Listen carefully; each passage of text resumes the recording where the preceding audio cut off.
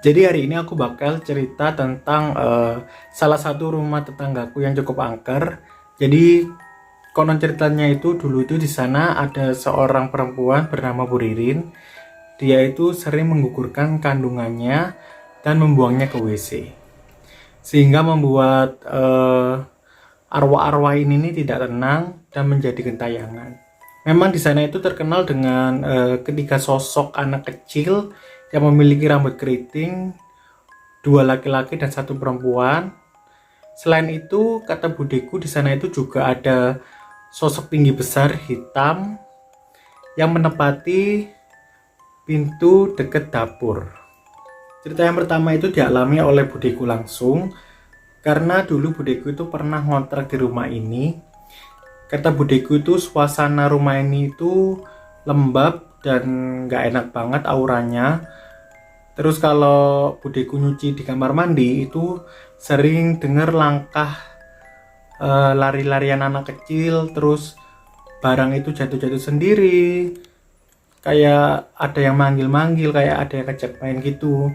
Pokoknya auranya itu katanya nggak enak, dan memang ketiga sosok ini tuh sering ngajak main gitulah kayak anak kecil pada umumnya.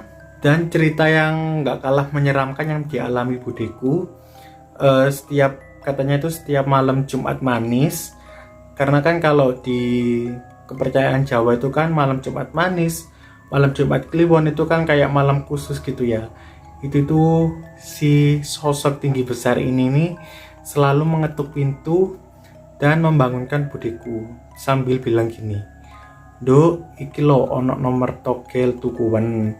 Tapi budeku tuh hanya jawab, "Nggih mbak," kayak mengiyakan aja gitu loh.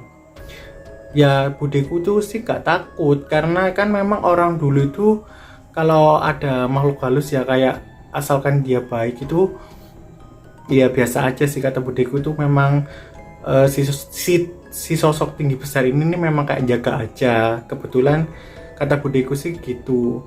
Terus kata budeku si sosok tinggi besar ini nih selalu sambil memberikan nomor togel itu nggak mau ngeliatin wajahnya kayak maling gini tuh loh, berpaling.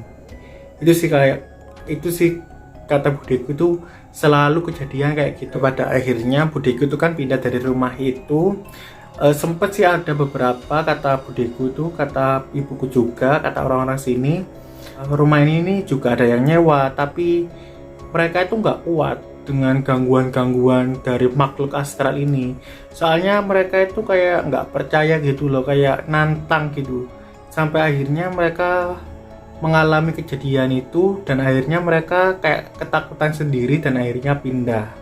Pada akhirnya di tahun 2007-2008 rumah ini nih dihuni sama saudaranya. Dan kebetulan saudaranya itu kurang percaya sama hal-hal mistis kayak gitu. Bahkan kalau budeku cerita itu, dia itu kayak, masa sih ada sosok anak kecil sama yang tinggi besar itu, dia itu kayak nggak percaya gitu kan. Sampai pada suatu malam ada kejadian di mana itu ada suara yang manggil anaknya kayak Rafli, Rafli gitu kan. Kebetulan nama anaknya itu Rafli, kayak ngajak main gitulah, kayak anak kecil ngajak main. Tapi setelah dia kayak bangun gitu, dilihat kok nggak ada siapa-siapa. Ya siapa yang ngajak main kayak tengah malam gitu kan. Akhirnya dia itu kayak percaya dan pindah dari rumah itu setelah kejadian itu terjadi. Pernah juga ada kejadian, jadi di kampungku itu ada anak kos, dia itu seorang perawat. Dan malam itu tuh dia itu punya jadwal piket di salah satu rumah sakit terdekat. Dia itu berangkatnya itu kan lewat rumah angker ini kan. Dan nggak sengaja dia itu melihat sosok tinggi besar di depan rumah tersebut.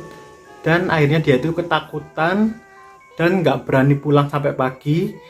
Bahkan paginya itu pun dia waktu pulang ke kosan, dia itu diantar sama satpam rumah sakit. Akhirnya dia memutuskan untuk pindah dari kos-kosan yang ada di kampungku. Padahal dia itu kan kayak ngekosnya itu nggak di rumah itu kan, dia itu ngekosnya kayak di rumah tetanggaku yang lain, tapi dia itu kebetulan sih kayak dilihatin sosok ini. Akhirnya rumah ini dibiarkan kosong sampai beberapa tahun, dan pada tahun sekitar 2018-2019 rumah ini kembali dibenarkan dan dibuat cafe plus tempat tinggal sampai sekarang. Ya awalnya sih kayak warga sih juga mikir modern juga, nggak ada apa-apa, nggak ada gangguan, sampai akhirnya si pemilik cafe ini nih pernah cerita kalau padahal itu siang hari di kafenya tuh keadaan sedang sepi, tiba-tiba itu sapu sama tempat sampah itu gerak sendiri kan.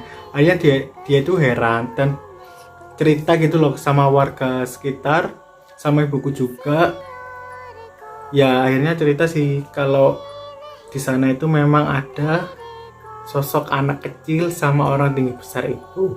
Tapi sekarang sih kayak udah terbiasa sih kayak lewat situ tuh. Ya kalau aku terus sama kayak orang-orang dewasa itu ya biasa, wajar, juga ada penerangannya kan. Tapi kalau kayak bocil-bocil itu pasti lari, soalnya memang suasana di sana itu memang agak sepi sih. Kadang sih ya juga menakutkan kalau lewat di situ sendirian, tapi ya tergantung dari kitanya masing-masing ya. Oke, sekian dulu cerita hari ini. Terima kasih sudah mendengarkan dan melihat videoku. Sebenarnya sih masih banyak cerita mistis di rumah ini, tapi itu tuh aku ringkas, kayak aku ambil yang menurutku bagus-bagus.